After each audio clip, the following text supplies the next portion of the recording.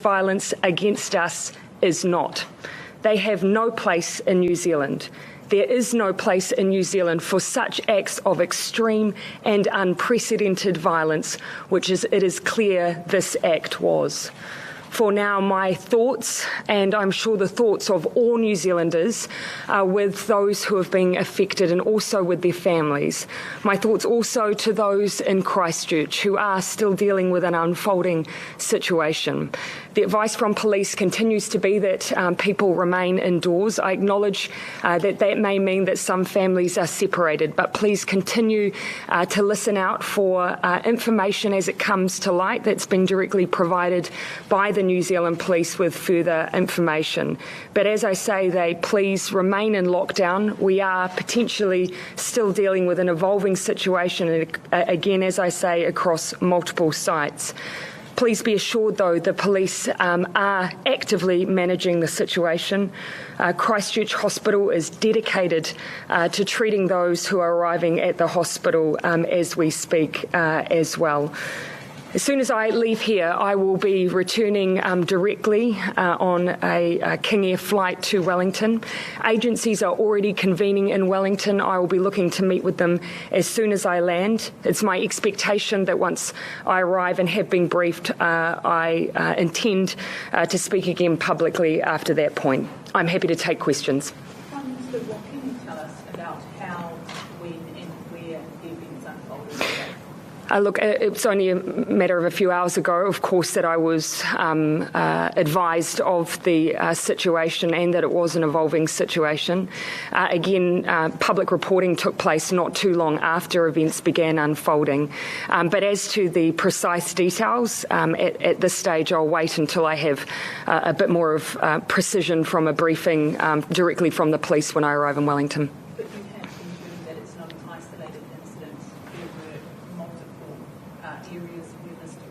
At the moment, the police, although they have stated that they have one offender in custody, they have advised that there may be other offenders.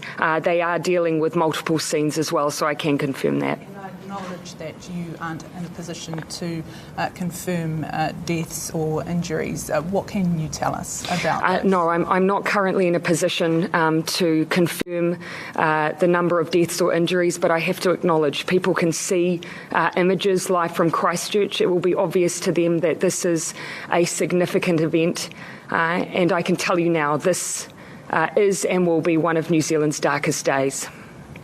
What do we know about the offender, if anything? Is there any confirmation around age, ethnicity, or even nationality?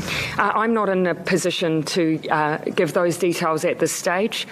Police, as I say, have apprehended someone. They are in custody as we speak, but I'm simply not in a position to give details around that individual, that suspect at hand.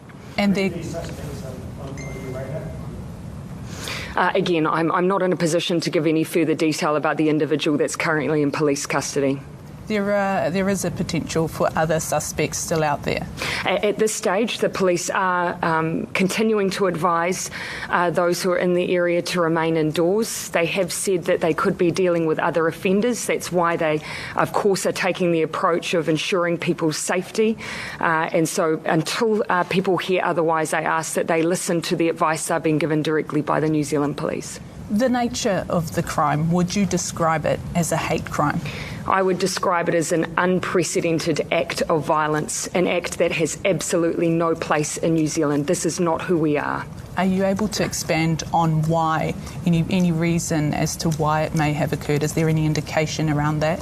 Well, certainly it has occurred in a place where people should have been expressing their religious freedom, where they should have been in a safe environment, and they have not been today. There is no place in New Zealand for such extreme acts of unprecedented violence.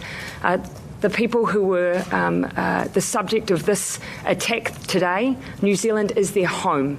They should be safe here. The person who has perpetuated this violent act against them, they have no place in New Zealand society. Any other questions? I'm quite keen to get to Wellington now, so if you'll excuse me, I'm very happy to update you again once I've met with agencies upon my landing. Thank you. The Prime Minister there describing what's happened this afternoon in Christchurch as one of New Zealand's darkest days. That is the latest from the Prime Minister, who is clearly unable or perhaps unwilling at this point to give too much more information. And we have little to add to the information void at the moment because of authorities in an active and evolving situation. Let's go to political editor Jessica Much-Mackay at Parliament. Jess, the Prime Minister not able to give too much in the way of specifics.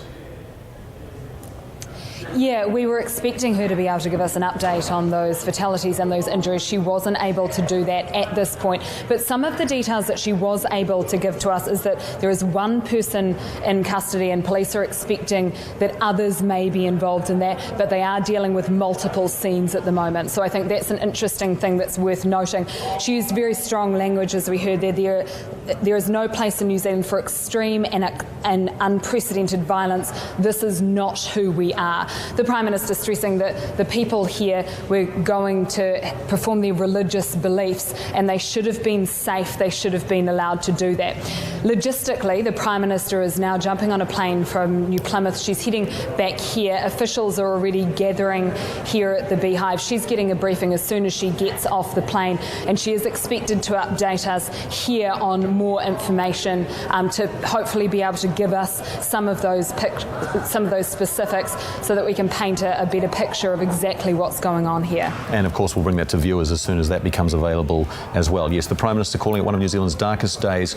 This situation still evolving across multiple sites, and that adds to Mike Bush, the Police Commissioner's comments that Muslims across the country should not attend mosques this evening, which indicates, of course, the breadth and potential severity of the situation, that this is not necessarily a lone incident, that there are fears clearly of secondary incidents.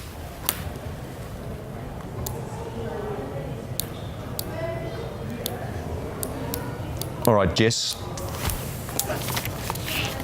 Thank you very much for that. Police, we can confirm that one person is in custody. Police are clearly still uncertain and tense. We've seen raised guns at police cordons simply out of fear of approaching vehicles, and we've seen policemen with guns going from car to car trying to establish that the area is safe. There is clearly a lack of certainty around the wider potential here.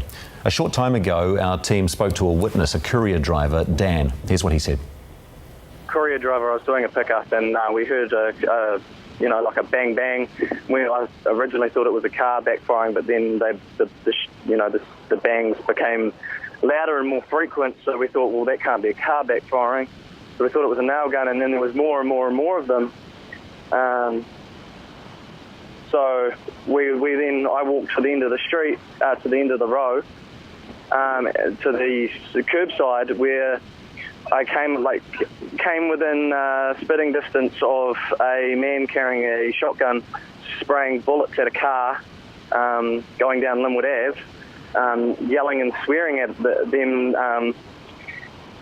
And then the guy walked away, and I showed the cops where the gunman was that was shooting on the street. And yeah, now we're just all in lockdown and we can't do anything. A major shooting in Christchurch. That was a witness courier driver called Dan. And of course, the incident has seen an example of what the security analyst Paul Buchanan called white supremacist attacking the Islamic community. Earlier, we spoke to Anjum Rahman from the Islamic Women's Council, and she says their community have received threats before, but nothing specific. Yes, so Friday is our day of congregational prayer. Masjid Al-Nur is the biggest mosque in Christchurch, and it was, when it was built, it was the southernmost mosque in the world. It is one of the older mosques in New Zealand, and it would easily get 500 people every week for our Friday prayers.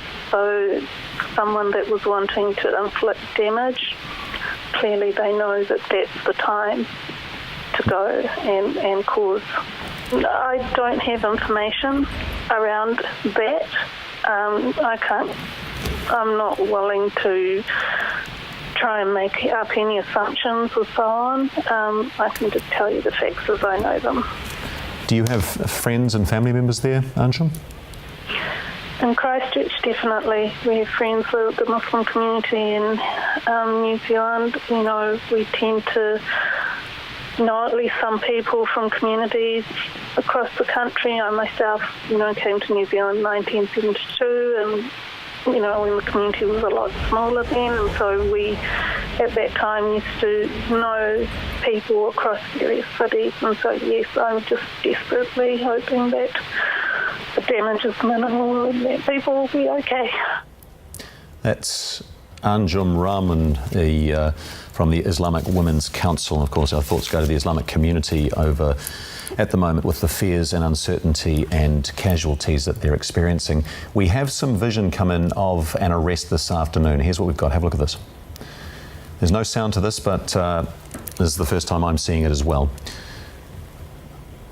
Clearly a car, it appears, has been driven off the road by a police vehicle, and the arrest taking place. Image is blurred at the moment for legal reasons.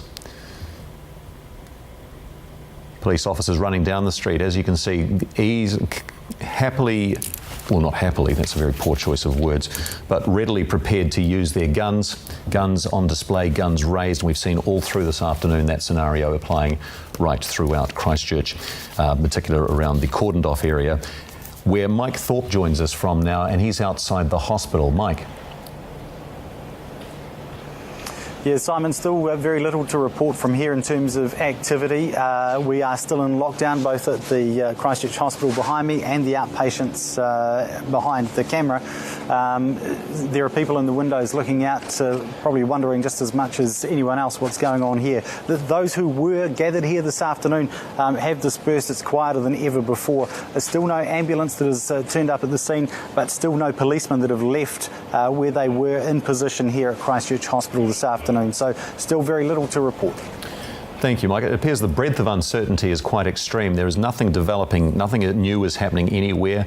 The guns still remain poised. People are worried, and the police commissioner is talking about mosques all over the country that worshippers should not attend them. Yet at the moment, no activity there, which has got to be positive. We'll take what we can for the time being. Is there any word from anybody there? Is anybody telling anybody anything?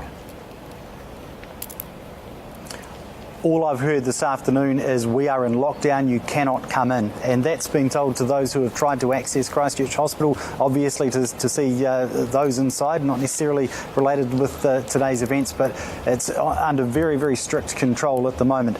It's almost unnerving itself that it is so quiet. CDHB have been unable to confirm with us just yet the number that have been brought here to hospital or the status of those who have been brought here. So we are waiting to hear from them.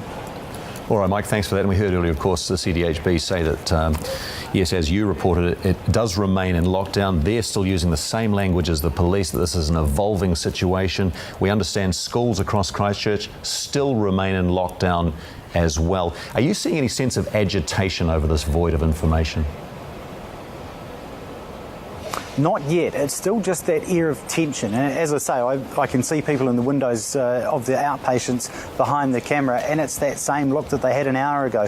Not so much agitation, even though they're not allowed out.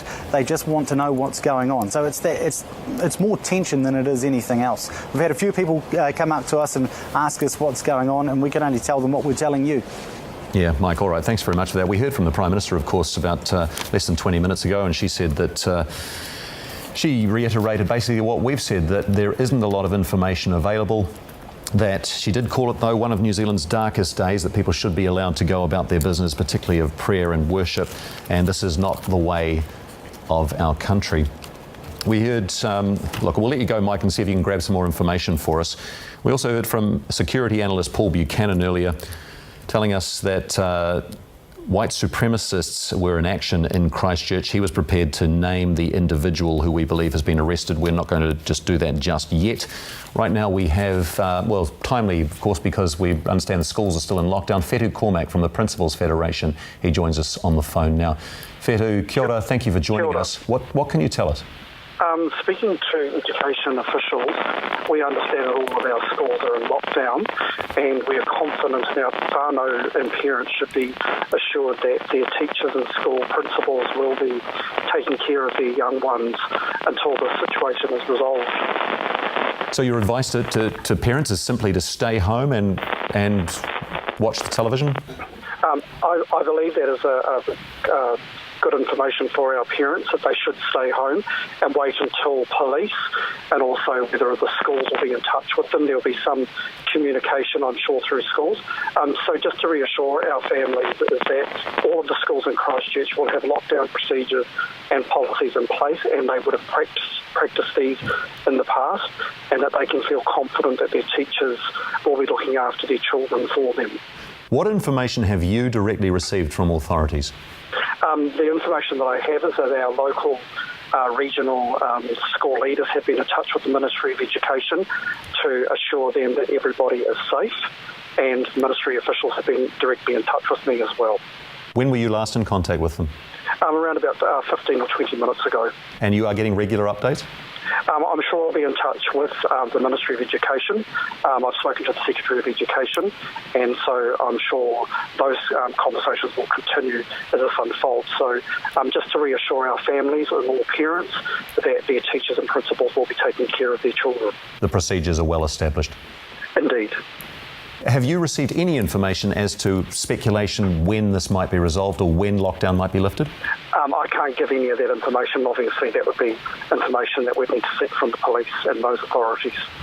All right. What happens now for the schools, though?